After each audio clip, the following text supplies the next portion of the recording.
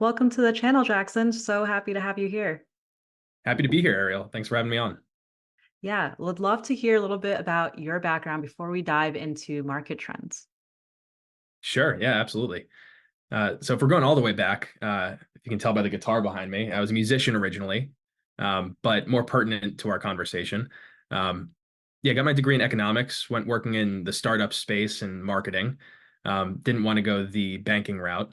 But yeah, did that for most of my career, aside from 2020, 2021, when everyone was doing the same thing that I did, which was get their real estate license and go get into the market. I had some friends at the time that we all wanted to kind of invest together. So I figured me getting a license and operating in that world would be a good parlay into us doing that.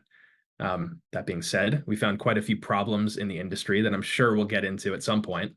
But yeah, most of my background's in marketing, analytics, performance, things of that nature. And most recently, with some of the partners that we were investing in real estate with, co-founded Realm, which is something else I'm sure we'll talk about at some point. Awesome. Yeah, love to hear your background and that you love to use your creative side as well, being a guitarist. Fortunately, my career in using instruments kind of ended at sixth grade, Yeah. but you still play today? Yeah, I'm actually mostly a drummer. I should Oh, clarify. awesome. If you saw me play the guitar, no one on your channel would be impressed. I do better hitting things with sticks rather than being very intricate on that side. Nice. Not as much as I'd like to, but definitely still something I do. Cool, cool. Well, just like you said, a lot of people got their real estate license back in 2020, 2021, and a few real estate investors also think like, should I get my license to try to save on deals or maybe as a way to break into the industry? As we've seen, a lot of things have shifted from only several years. What are some of the things that you feel like have been some of the biggest changes, and how do you track that? Yeah, that would be actually funny enough. I followed your channel for a while, right? A couple of my co-founders have been on in the past to talk about other things. Um, and we actually quote a reference to your interviews and stuff quite frequently in our like town halls at the company and everything, believe it or not. And the only thing I've ever heard you say that I disagree with, I think is a good entry point to this, is that most recently, I know that your company, Coffee Closers, put out a product specific to FSBO listings, for sale by owner. And in that, you mentioned that FSBOs tend to be more motivated and more eager to sell, which is a good thing for investors, which is the positioning that you had on that. But I actually see the otherwise. Even while I was in real estate and working as an agent on the buy side, I saw this trend starting to emerge, which now has exploded with the lawsuits, the settlement, and all of that, which is that buyers and sellers, particularly on the sell side, are really just looking for options for different representation, something outside of the traditional system. That's the biggest overarching trend. For example, on the FSBO side specifically, we're now at a point where more than a third of all sellers start off exploring the FSBO option. And I don't think all of them are super motivated. I think it's more so that they're adjusting to how the market's shifting. They're seeing that there are technologies that accomplish other things, and they're kind of wondering, well, if this exists in other industries, why can't I do it for selling my home? I think that's the biggest curiosity that's emerged as a trend. I see. Yeah. What point does someone who's looking to sell their home, from your experience, when they realize like, oh wow, I'm going to be giving a huge chunk of my proceeds or what I get away on both sides for agents at least? I think it's earlier on in their research. Buy or sell side, I mean, you've bought and sold real estate before, as have I, as an agent. It tends to be very, consumers get very down the rabbit hole of educating themselves, especially now in the internet age, before they go into it. And I think it's at that point that they realize when they start looking at 6% if they're selling for the first time. And I think the biggest mistake that first time sellers make is not noticing that soon enough and realizing the implications of that. I mean, for example, if you take it as the 6% commission as a fraction of their equity in the home, that 6% gets significantly larger. So I definitely think it's during the research side before they get in contact with an agent. Yeah, a lot of people are much more in tune with what's going on in the space, And so I think they're doing a bit more research on that part of the transaction specifically, that they're realizing that. Yeah, and realizing that, you know, there could be a better way about doing this, even if traditionally it's usually one single path. Now, I'd love to explore a little bit more and how you mentioned that maybe these sellers aren't as motivated, but they really just want to find a better way of doing things. Mhm. So what are, besides just like fees, what are some of the major inhibitors that someone may have by going the traditional way versus FSBO for selling their property? Certainly. I mean, the biggest consideration for FSBO sellers is two things. It's going to be price and it's going to be marketing. Those are the two things that matter most in real estate, right? How you price it correctly, that's the economics of it. And then there's the actual how do you get it, eyeballs on property. Those are the two biggest problems there. Uh, and I think that the community and the seller community in general, part of why they're curious is they're starting to, true or not, I was an agent myself, like I mentioned, they do see the agent's role a bit as take picture, post online, and they don't have a felt value. And I think that that's a problem for the real estate industry to solve itself. We're taking a different angle on that. But another problem is on the buy side too. They really don't see the felt value of having a buyer's agent, and that's kind of the problem on that side in the post Right. settlements. They do a lot of the work themselves. They don't see the impact of the agent as much. And I think that's the biggest problem for agents specifically. Um, but yeah, the problems for the sellers themselves just boils down to how do I price it accurately? How do I market it and make sure I don't miss anything along the way? Yeah, I think that's a great point. And in that marketing aspect, I think also, say like open houses, that could be like initially intimidating for someone to do on their own. But as we've seen with technology, like you could just have, so many different ways of allowing someone into the property, even if you're not there, with secure measures, and they can tour the property on their own. Um, so I Certainly. think even having someone there to facilitate an open house isn't always necessary too. Yeah, I mean, there's always the opportunity for, you actually saw this with Airbnb a lot in the early days before it got kind of institutionalized and um, people like some of your clients, I'm sure, own, 10, 12, 100 short-term rental properties. Back in the day before that, when it was more, someone had one, two, three, four, five properties that they had on there. First of all, we realized very quickly that as long as you verify the buyer or the renter ahead of time, you're usually pretty safe letting them into your home to view it or stay there.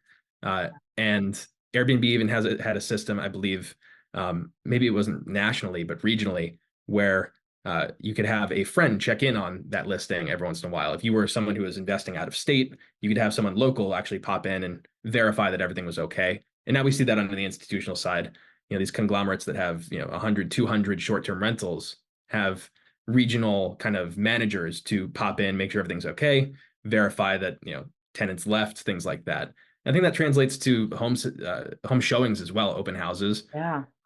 You could show the house yourself. You're the seller. You've lived there for feasibly 5 to 7 years. You know the property best, the best way to communicate it with the right tools, of course, so that you have detailed information. But you could have a friend over, some verified party, or even just someone to be there with you to assist in things. And of course, if you go through a platform where traditionally what an agent would do, verify the buyer coming in, make sure they're a real person, they're not going to steal all of your jewelry, and they actually have a mortgage and they have buying power. Uh, I think that if you're going the FSBO route, that becomes a problem, right? Because you just have people calling your cell phone, which Right. first of all, we all know, very annoying. People don't like talking on the phone anymore. Want to text about things, but you also don't know if they're verified. You don't know if they're a tire kicker or malicious in some way. And so, as long as there's a platform, this is part of shameless plug. What we're doing with Realm is trying to make sure that the buyer can be verified as well. Not only do they have a better experience on that side, but the seller can be more confident letting people into the house to see it by knowing that the buyer is verified in terms of, photo ID, mortgage pre-approval, basic things that are enough of a barrier that you can feel very comfortable doing that. Definitely. It's pretty shocking for me that this hasn't been done before. Like, at least in the rental space, being a mom and pop landlord, you have the ability, say, to post your rental on a free site like Zillow, and then get several applicants. They usually have their first and last name, work history attached, even before you like have them tour the property at times. Mhm. So there's some level of verification where you could feel safe in showing the property yourself or letting them go in on their own. So I think there's definitely a need on the sales aspect as well. Definitely. And that's actually a very interesting thing on the mom and pop landlord side that we've seen, because we've done never too much, but a lot of market research talking to home buyers, sellers, and particularly investors. We originally approached this problem from that perspective, being prospective investors ourselves, like I mentioned before. Um, and one of the things that we found is that, and I want to ask you about this because you're in that world probably Yeah. a lot more than I am, with all of your clients.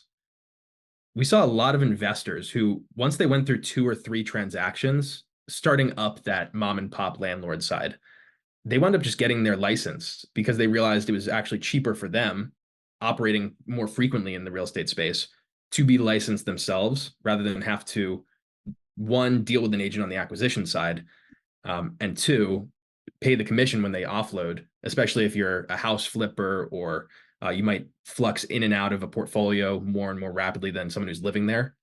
So do you see that a lot? Like, did you yourself wind up getting a license, and do you see that a lot with people using your platform? Yeah, I did end up getting my license because in my head I was like, I'm doing one deal a year at least, and could be saving anywhere between like 5 to 10K just being my own agent, which is substantial. And I've seen most people take that leap once they are between usually like 2 or more deals a year when they realize, I could probably do this on my own. Interesting. Okay. That's about what we saw too. Once you do, honestly, 2 or 3 total usually is what we saw. But that's something that is a very good getting back to market trends. I know you're all about the trends and the actual data science behind real estate, which I admire because my brain I wish it operated like that. Again, I see things creatively a bit more long form. Um, but that was one of the problems that has kind of compounded into what we're seeing go on in the real estate industry right now, is that the system isn't inherently itself broken, like a lot of people and news pundits might claim. But what it is it's changed. And it sounds obvious, but I'll explain. Traditionally, when the whole brokerage system was set up, people sold their houses like twice in a lifetime, right? You'd live in a house, you'd buy your starter house when you got married, you'd have it for 10.5 to 15 years. You'd buy another one and you'd stay there until you were dead. Yep. That was kind of how it went. And so a 6% commission every time that happened, it made sense because there's a lot of value in changing this large asset. But that time horizon has compressed pretty linearly over the past 20, 30 years, where people in the US particularly trade their homes out once every 5 to 7 years on average. I think in some states it's 8, some states it's 4 even. But when you compress the commission that happens at each changeover, and you have more and more of those happening more and more frequently, that commission starts to erode long-term savings, because a lot of people, their primary residence is their main source of long-term savings for retirement and things like that. It's their life savings. And so when you start paying 6% every 5 years, particularly as we put less down on our down payments, 10% on average right now, give or take, you wind up paying 20% of your equity in the home every 5 years. It makes no sense that way. So it's not that the Yeah. system's broken, it's that the time horizons have condensed, and that's compounded into a lot of the problems. Um, Imagine if you had a stock portfolio that every 5 years, whether you sold or not, 20% just got chopped off the top. And I think that's what happened with you and your constituents in the investment space realized after 2 or 3 deals, getting a license makes sense.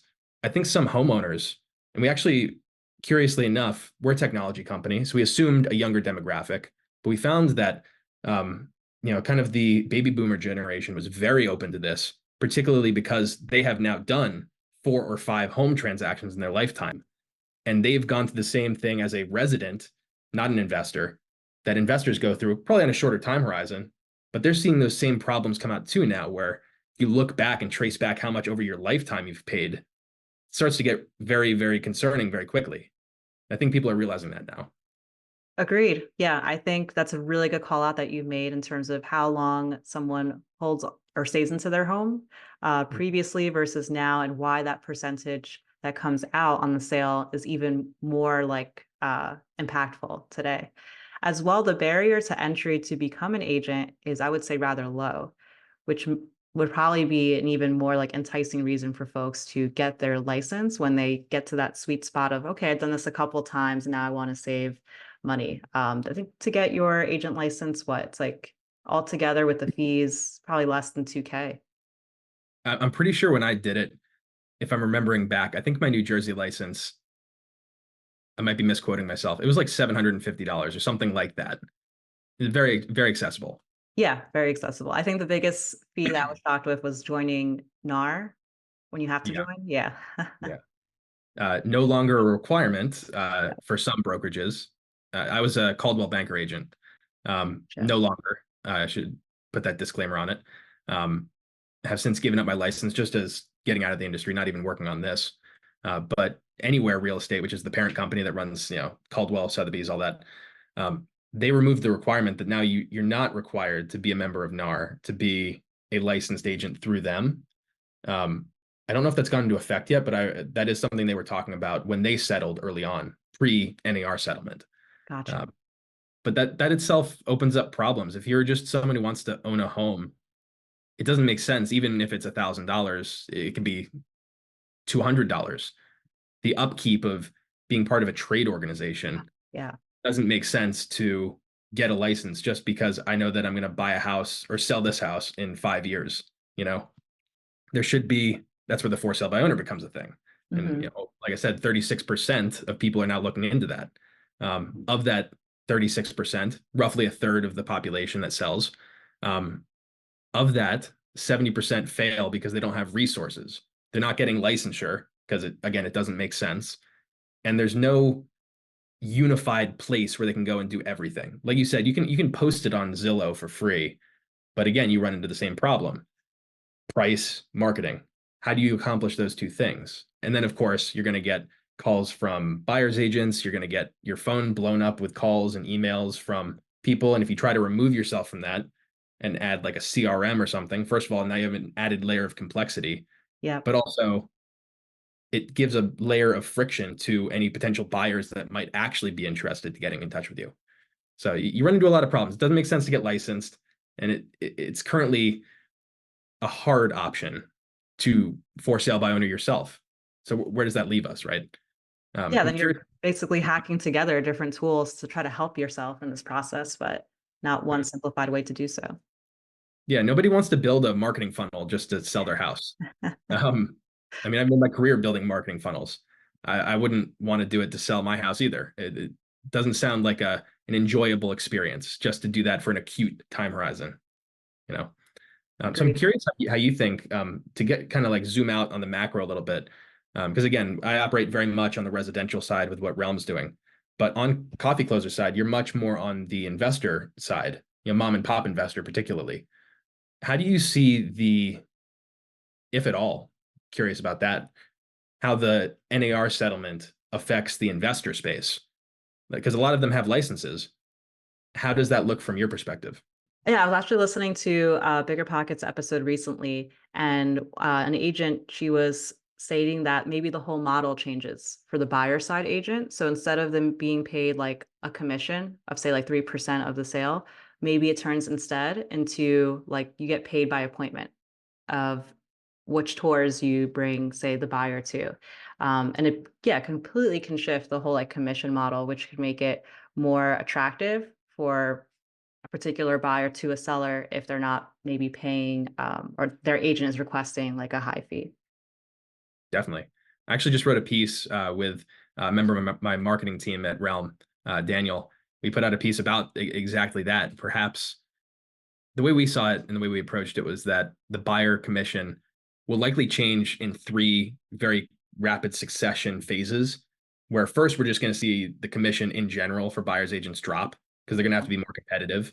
And if they're negotiating for their own commission, they're going to have some downward pressure economically on it, right?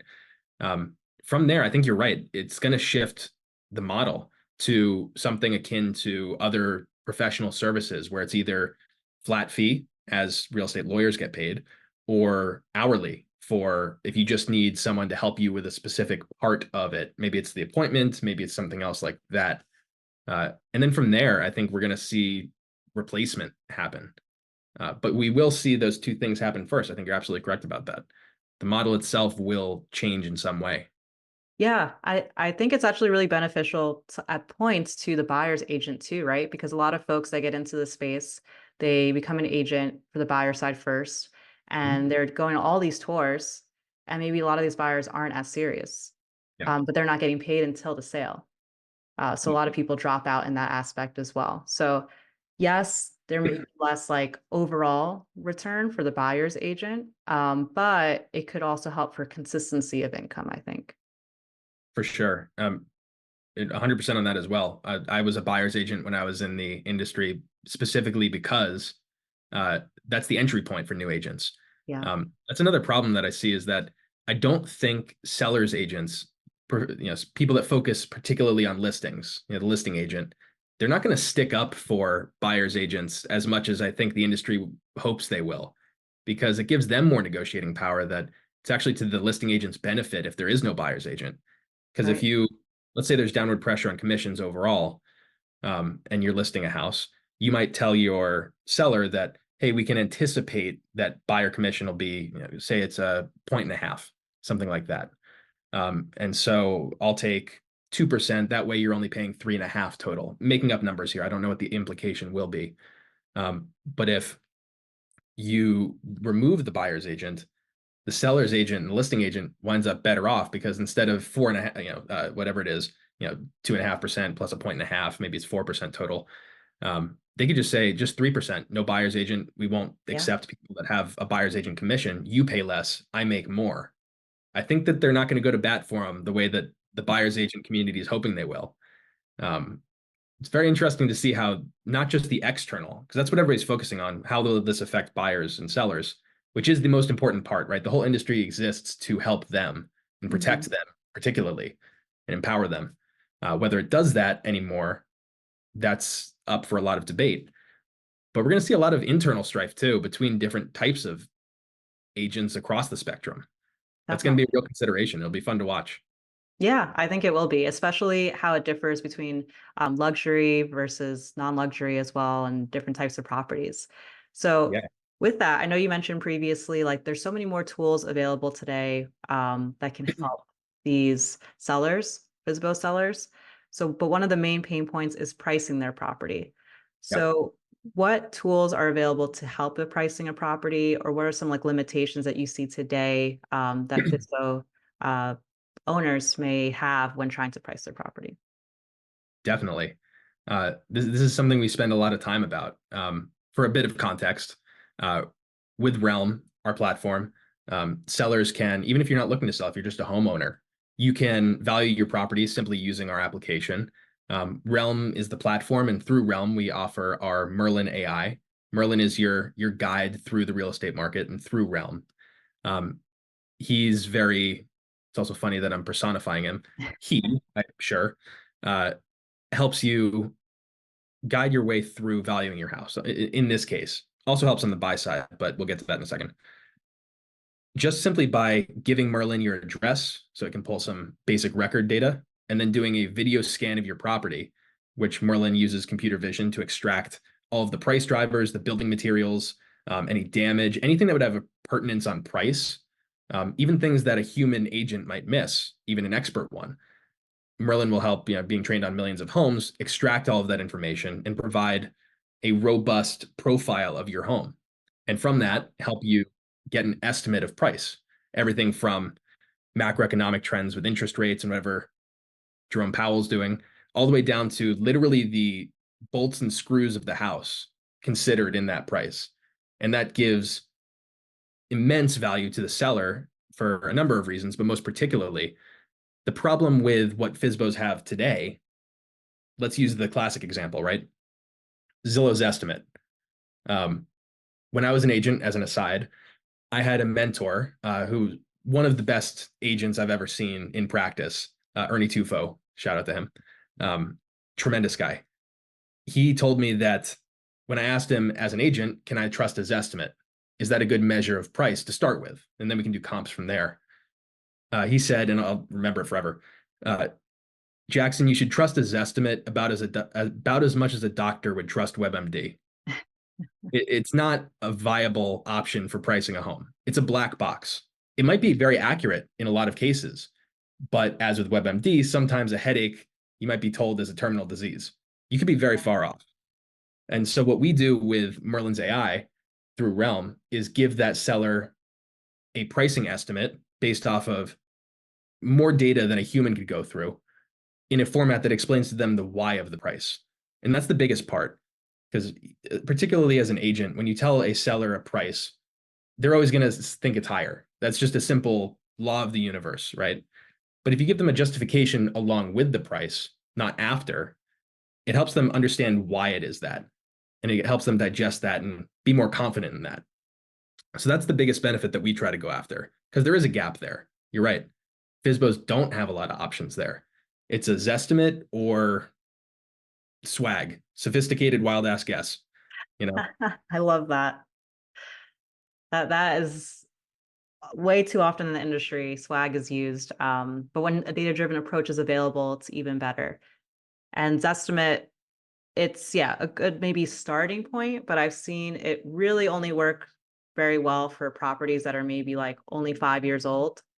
Mhm. And so they're built like the same kind of cookie cutter house in a community. So it's like that price won't be varying as much, it's probably less wear and tear, but especially in like the Northeast, where you have properties that may be built in 1910. Um, and they can have various degrees of repairs that may need to be done. It really becomes imperative to have a more accurate tool to price the property based off of those attributes. Absolutely. I grew up in a house that was built in the late 1700s. The original foundation was Whoa. laid. Yeah, it's around the corner from where I'm sitting right now. First of all, you don't want to go in the basement there. It's one of those like dirt floored things. Yeah. That being said, not only is it creepy, very, but a Zestimate's just not going to know what to do with that. It had the last transaction, aside from being traded within the family, at death and all that sort of thing, was in the 1940s. There's no transaction history. Yeah. There's good data on it. And that's another key problem too, is that a Zestimate doesn't account for anything that was done inside or how a buyer would actually look at the property, which is walking in and looking at things. And there's no data on the interior. There's nothing Yeah. like that. And so what we believe Merlin will help with is to empower those sellers to understand the property in real time, not what's the county record say. It's 5 bed, 4 bath, 3,275 square feet. Okay, let's AVM that in an Excel spreadsheet, and it should be this. Yeah. That's not a good way to do it because you don't understand how a buyer would see it, which is what is in the house? What is it built out of? What is the feel? Is the kitchen redone? Could I see my family playing in the living room? Those are things that are real, true price considerations. And that's where we could go off a cliff here because I know you and I both take this from a data science perspective. But real estate tends to be a little bit like a normalized art market in that way. So you need that first party in the moment visual data to actually assess how someone subjectively in their own brain would think about pricing that house. And so that's what we set out to do. Great. So for those who want to follow some of the research that you're doing, it seems like you're putting out a lot of great articles and presenting a lot of information that could be useful for sellers, buyers, as well as maybe even investors. How would they be able to follow your journey? Definitely. Yeah, you can go directly on our website if you want real-time information, realm.ai, RELM.ai. We dropped the A, particularly because we see a broader vision for the company, and using the 4 letters RELM tends to stand for what we see the bigger vision of the company being, which is a large real estate model, which is, the future of how most things will be done.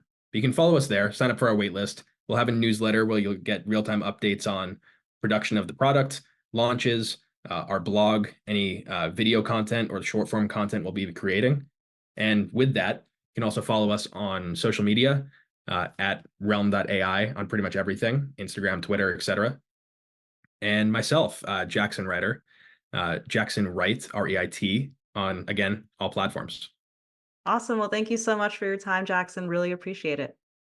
Yeah, thank you, Ariel. I was happy to come on.